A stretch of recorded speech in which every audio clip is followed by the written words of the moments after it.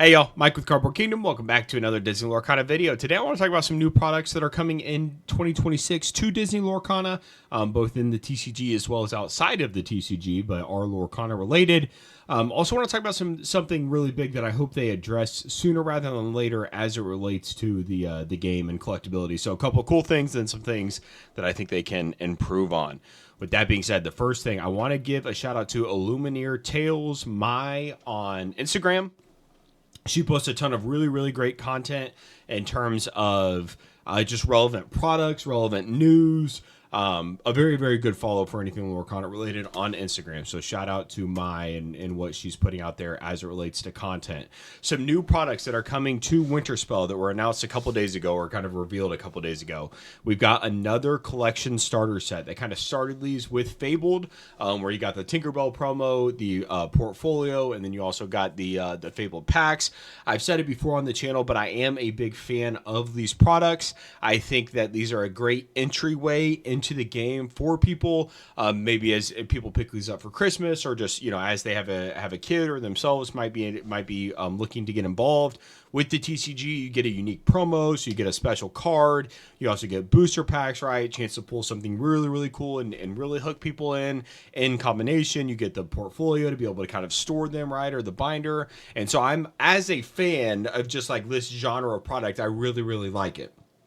With that being said, we got it for Fabled, right? We got this product with the Fabled version. We then got the Costco First Chapter bundle that also had a binder in it. We then got the Target Black Friday bundle, which also had a binder in it. And then we're getting, this Winterspell version of it with a binder in it. And so while I'm the big, I've got the Lorcana binders. I'm a big fan of them. I think it's a great product. At the end of the day, like we're at like 4 binders in like 4 months. Like, I think we're good on binders for a little bit, right? Like I think we've maybe brought those a little bit too much to market. I think we can wait on binders here for a while. So I will say they've definitely capitalized on that. I hope the margins are good because they love them. With that being said, we also get the Scrooge McDuck gift box, which my camera kind of cuts off there. I apologize. But think of this as the Lilo and Stitch gift box, the Elsa gift box, just the new version of that. It's going to have looks like probably a unique promo and what is it, like 6 booster packs typically. I would really like to see them take a step forward with this product and include newer sets. So previously with the other 2 boxes, it's been a lot of stuff that's either out of rotation, but not the good stuff like the First Chapter, Rise of the Floodborn. It's mostly set 3 and set 4. And then you're maybe going to get like a pack of set 5 and a pack of set 6, but for the most part, you're going to get a lot of set 3 and set 4, like stuff that's not really selling. And while I love the idea of like the variety of packs, the promo, like I love products like this. I'm a huge fan of it. I've got a ton of the Lilo and Stitch one sealed. I think it's a great long-term product.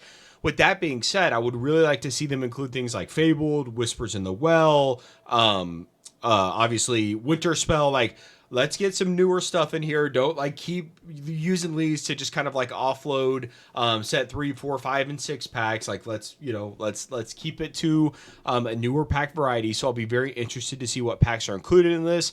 But as a whole, I love the product, and I'm fine with these 2 products being mainstays. So every set we've got our booster boxes.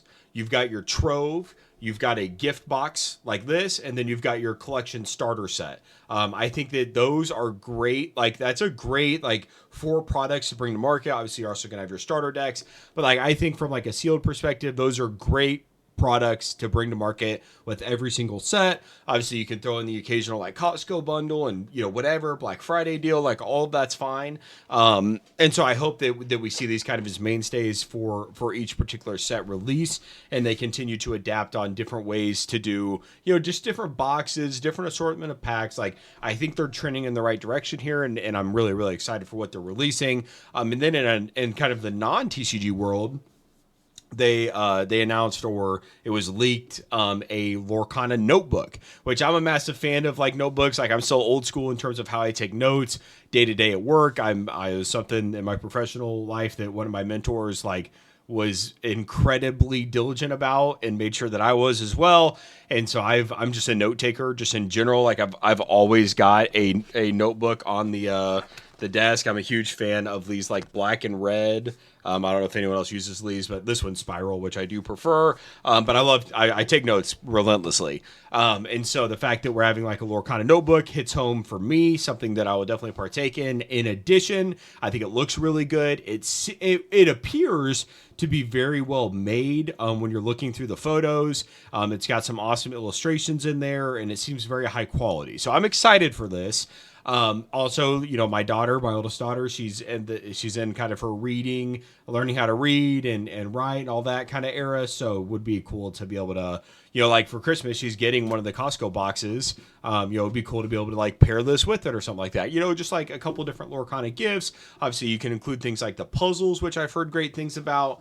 So there's a lot going on outside of the TCG world, which I think Ravensburger is uniquely positioned to deliver on that stuff. Given their history as a puzzle, toy, and game company, this stuff probably comes a lot more naturally to them than the TCG. And so it's nice to see them kind of leverage some of this stuff, whether it was with Gateway, Palace Heist, Deep Trouble Quest. We're getting into notebooks. We've got puzzles. They've got a lot of stuff going on outside of just like the core like booster pack products, which is nice to see. And that was one of the many reasons why I loved Ravensburger and loved the idea of Lorcana from the start. Their ability to go out and target this Disney audience outside of only the TCG, and then bring those people in is very, very high. And so that's one of the best reasons why Lorcana is I think is great from a long-term TCG perspective. Now, with that being said, some criticism, and one thing that I would like to see them do is obviously they do very well on this stuff that's outside of the TCG, right? I just kind of talked about why that's a strength for them. But some of the stuff inside of the TCG, which in my opinion should take precedent and is kind of table stakes to being able to be successful outside of the TCG, I think that they need to work on. I would like to see them kind of fix this stuff as soon as possible. Now, with some of the things, and really the main thing that I want to talk about in this video is the kind of the flop that epics have been thus far. I was looking at epics, just filtering on TCG Player by epics, and we have 3 epics that have a market price of $10 or higher. You have 2 that are close to 15, Webby just over 10, and then even like Elsa Snow Queen is down below 10 at 9, and they just go down from there. We've got a whole page of epics here that have a market price of less than $3. And when you think about the rarity of these cards, right, you're getting maybe sometimes 0 out of a booster box, at max 1 to 2. These cards with the D100 foiling and kind of the D100 feel to them in terms of the art, they just didn't deliver. And so I think that this was obviously, I love the idea of the epic rarity. Epic rarity overall, 10 out of 10, love it. Definitely need it for the collectors out there. With that being said, either their ability to select, characters for these arts that are be good in the game, or just a lack of alternate art overall, they're not being well received by the market whatsoever. And so I would truly, truly, truly like to see them continue to have this slot, continue to have Enchanteds, continue to have Iconics, and maybe even add in another one below Epic. But I would like for them to really give these an alternate art style. Now, they shouldn't be as awesome as Enchanteds, but Enchanteds they're from an aesthetics perspective, they're absolutely gorgeous. They look tremendous. But they're 1 in 96. And a lot of times you're at open a case and you're not even going to get one. So we have to have other hit spots that you're going to get more frequently, but that feel very, very good. These epics, it's very obvious that the collectors just they don't like these near as much as an Enchanted. And a lot of times if there's no utility in the game, there may be $1 or $2. Now, with that being said, for my long-term speculators or collectors out there, I've got a lot of epics. I have hundreds of epics. I think that, if I can get some of these in bulk at $1 to $2 a piece, I think that's a great purchase. Your cost basis is so low, and what's the likelihood that they go below $1? It's just it's worth the risk in my opinion. So I do think they're a great purchase at the moment. But at the end of the day, a card that is you're lucky to get one in a box, or that's kind of the accepted hit rate, of an iconic character in some cases, going for $1 or $2. We've got a mini at $1.88, market price of $1.87. That's pretty crazy in my opinion. And so I would really, really, really like to see them. They don't have to change the Epic name or anything like that, but I really want these cards to have alt arts. Right now, they're just borderless versions of the same card with this D100 type of feel. And I personally like them, to be completely transparent. Like, I like the epics and I buy the epics. I've got a lot of epics, but it's very clear that the remainder of the player base and the collectors do not really value epics that much unless it's He Herald of Thunderbolt, Aurora, or Webby that they can put into their deck. Apart from that, like, they're just not really valued. And so that's where I would like to see them continue to build on this. I think they have a great they did a great job of designing and coming up with epics, right? But this is stuff that I feel like we should see a correction in the future. And my hope would be that it comes sooner rather than later. My fear is that they are working so far in advance. And so, likely we've got obviously Wilds Unknown coming here in that'll be set 12. Wow, that's already going to be the end of another block of 4 that started with Fabled. That's crazy. And we're not that far away from it. We're like 4 or 5 months. That's wild. Time is flying, guys. I don't know. It seems like it's just getting absolutely crazy. But nevertheless, I digress from my sometimes think about how quick time goes. It's like, the depression will kick in. We are truly, we are not here for a long time. You blink and it goes. So, let's all enjoy it while we're here, right? And enjoy the shiny cardboard. But with that being said, like we need some alternate arts here. These cards should not be $1, right? And so to me, that goes back to design. They have my whole thing with Lorcana from the very start is like, and they've gotten better with this, but like, let the artist cook. Some of these cards just look too good. Like, especially, obviously an easy example, but like this iconic Mickey. Like, there's a reason above just scarcity that this card has an insane premium. Like, it's a gorgeous card. And so I think that, like, they know how to make a really, really cool card. And so I would just like to see them do more of that, right? Like, commission these artists to do alternate arts. Just don't give it the enchanted foil or the iconic foil. Like, we can have more hits in these booster packs that give people a better opening experience. And at the end of the day, Ravensburger's job is to sell booster boxes. And those booster boxes need to be opened. The rate at which these booster boxes are opened is going to lead to more success for Ravensburger, right? The more that are open, the more that are going to need to be printed, the more cards on the market is overall better for them as a company. Their business purpose is sell booster packs, or booster boxes, booster packs, and get those packs open. That's how this TCG continues to grow and continues to get, better and better. And so in my opinion, like, this is a no-brainer for me. Like, if I was brought in to consult for them tomorrow, I would say, guys, like, by Wilds Unknown, like, I would like epics to be alt arts, and maybe Wilds Unknown is completely unreasonable. Like, that's 4 months away or whatever. But like, moving forward, like, I want epics to have alt art versions.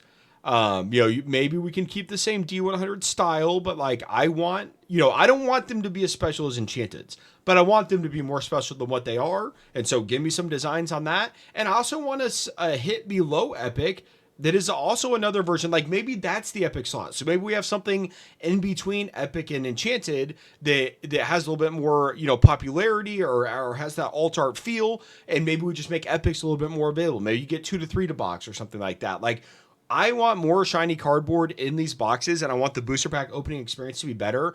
As a collector, if you don't have a TCG player store or you're not selling cards on the secondary market, opening Disney Lorcana can feel horrendous a lot of the time. Like, you might pull a legendary. A lot of times you might not even pull that if you're getting like a trove or something. And then you just got like a couple foil cards, which are great. But like, in today's world, like it with all these different, whether it's sports cards or Pokemon or whatever, like, we like shiny stuff, right? Especially as players, they like to play with shiny stuff. Collectors, we like to have the shiny cards. We like to have the iconic Mickeys or, like set champs cards that like no one wants. Like, these cards look really, really cool, and I love them, so I buy them. Or even epics at $1, like I love them too. But we need more alt arts. We need better slots. From iconic and enchanted are fantastic. What they did in Fabled and Whispered in the Well, and those 2 slots are great. Now, obviously, Hades and Ariel in set 10, nowhere near as good as set 9. That's okay. Not every card can be as amazing as the Mickey and the Minnie from Fabled. But I want to see them improve on this. I want to see people enjoying, from a collector's perspective, opening Disney Lorcana. The more packs that get open, the more they're able to print. That's going to grow the player base. That's going to make decks more affordable. We're still living in a world right now where a lot of the legendaries from set 10 are north of 15, 20, sometimes $30.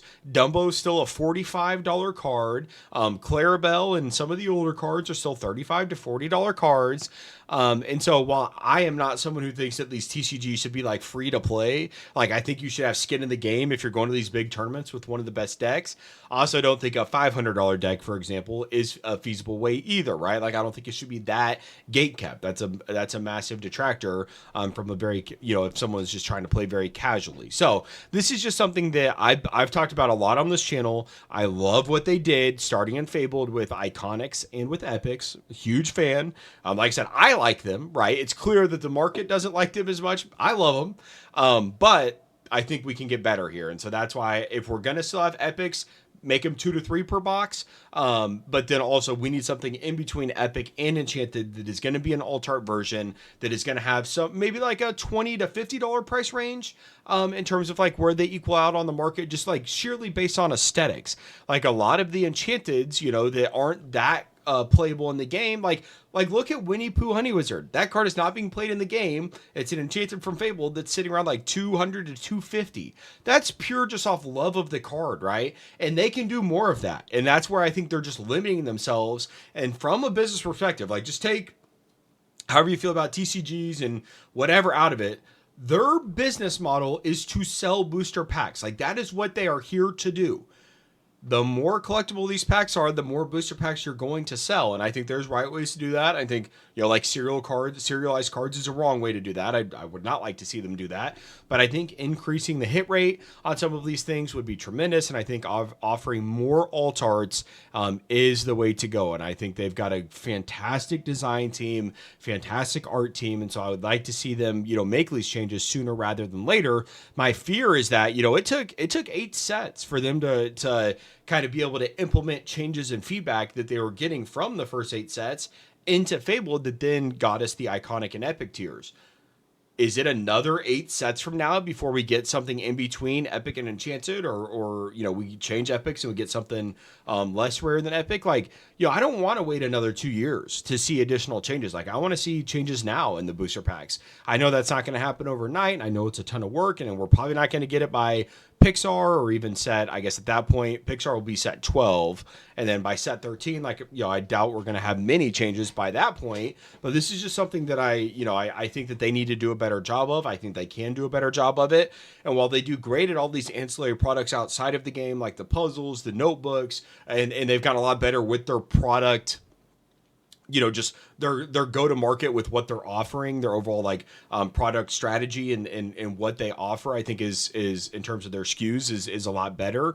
I think that it's just it's a missed opportunity with some of these epics and just the overall booster pack opening experience. So overall, look, this is not Lorcana is dying. No, Lorcana's not dying. Yes, I still love Lorcana. As I mentioned, I love epics. I have a lot of them. But it's clear that not everyone does, right? And it's clear that, in my opinion, that they were amiss. The fact that so many of them are available for $1 or $2, and it's 1 per box, and then when you think about there's 18 different epics in each set. So you're talking about 1 per box. You'd have to open, 18 boxes in theory to even get 1 copy of each one. Just based on sheer rarity, if there was a demand for these, the prices should be minimum 5 to 10, maximum 25 to 30 for the more popular, in my opinion. But we've got them down at 1 or 2 because people just did not like the way that they looked. In my opinion, for some of those non-playable, no utility cards, people just were not a fan of them. Even Elsa Snow Queen, that's my pride and joy. That's that card, quite literally, not the epic version of it, but the uncommon from the first chapter, is a lot of why this channel exists. I love that card to death, and I think that epic looks great. But the fact that Elsa Snow Queen is only $8, that to me just it shouldn't be the case, right? And so then to me that goes back to Ravensburger. I love the epics. I don't know. I think they're great, but obviously we got some pretty cheap prices. I appreciate all the feedback on yesterday's video Got a lot of really good content ideas. We'll talk some sealed. We'll talk iconics from Whispers. Going to mix in some other TCGs. I've been looking at One Piece a lot, not from like a personal buying, point of view, but more or less just from like it's doing really, really well. It has a really healthy relationship between players and collectors. Prices are doing fantastic. And so kind of looking at what they're doing and what's leading to success. So we're going to start to do some comparisons between One Piece and Lorcana as I learn more about it. To be completely just frank with you all, and I've mentioned One Piece on the channel before, like I'm not an anime guy. I personally, like, I would be embarrassed to open, and look, this is just me being completely honest. Like, I love opening Lorcana with my family. I would be embarrassed if I opened One Piece in front of them because of the way some of these like cards look. Like from a nudity perspective, and just like obviously I don't watch the show, so I have no connection to it. But like the fact that it can be so successful amidst that stuff is really it kind of shines a light on what's going wrong with Lorcana in some to a certain extent in terms of like the lack of growth of some of these cards and the poor design or whatever, right? Like there's probably some things that we can learn from One Piece and possibly implement into Lorcana. So I've just been doing more information on that or doing more research on that, and we'll do some comparisons in the future and just some things we can learn from it. Because I was looking at some of their new sets, and like there's a chase card, I think it's called a Mango, which is similar to like an iconic for Lorcana. The pull rate according to Google is about 1 in 1,500 packs, give or take. So even easier to pull than an iconic. But I think one of the cards is selling for like $8,000 from the new set, which is like a trading card being worth that much that was just released is like blasphemy to me, especially, like it's not that rare. If it's 1 in 1,500 packs, like it's rare, it's scarce, but like 8,000 is wild. So more to come on just kind of like doing some comparisons, comparing and contrasting different TCGs, whether it's Pokemon, One Piece, etc. I will say it's so wild how big Disney is. That like Zootopia 2, which Zootopia we've seen, but my kids just never fell in love with it. It was never their favorite. So like while we've seen it, it wasn't like a massive thing to go see it in the theaters for us. Like Toy Story 5 will be certainly, and some of the other Disney, like we see plenty of movies, but just Zootopia 2 has never been on our radar. And it was like the 4th highest grossing movie of all time on an opening weekend. The fact that we had like a Lorcana card on that, Lorcana card released at certain theaters for that, like that speaks to what Lorcana should be. And so then I look at One Piece and it's got $8,000 chase cards. Like these cards aren't serialized. They're doing it the right way. They've got these massive chase cards. The sealed stuff is very stable. I was looking at meta decks. They said it can be as cheap as like $50 for one of the best decks, or you can spend up to, I think they said one of the like premier decks is about 200. Like to me, that's a pretty solid price point, but they've got all these alt arts that are thousands and thousands of dollars. And I think that they're doing a lot of things right. And that's amidst someone like I look at that, I can't fathom like why people like it. Like it's obviously I don't watch the show, right? So a lot of people don't like Disney. That's fine. But just the idea of like, how graphic some of the cards are, and it's having so much success. But Disney, like a random Zootopia IP, can like break box office records. And like Lorcana has that as an outlet, right? Like there's a ton of Zootopia cards in there. Who knows what like Toy Story 5 is going to do and things like that. Like, the trajectory of Lorcana and the potential for Lorcana continues to just be unprecedented. Ravensburger has to capitalize on that. And, I think things that we talked about in this video would be a big benefit to them. But it's just, I was blown away with how successful Zootopia 2 was. Could not believe it. So hopefully they continue to develop that promo release program. I personally don't have a Cinemark that close to me, so like it just doesn't make sense. Hopefully they can expand that. Hopefully they didn't sign like an exclusive deal with Cinemark, being the only ones that would release it, because like a global, Toy Story 5 release, or something like that, or if we ever get like a Frozen 3 or whatever, I think could obviously, break the internet and break the TCG world, in terms of like bringing new people into the TCG. So thank you very much for watching. Kind of a long, rambling one today. Didn't have, wasn't too structured. Just kind of ranting more than anything. But I haven't given any criticism to Ravensburger for a while now. It's probably been a couple months since I made a good old fashioned, giving them some free advice, some free consulting here. So yeah, thank you very much for watching, guys. We'll be back with another video soon. Hope you all have a great day. Goodbye.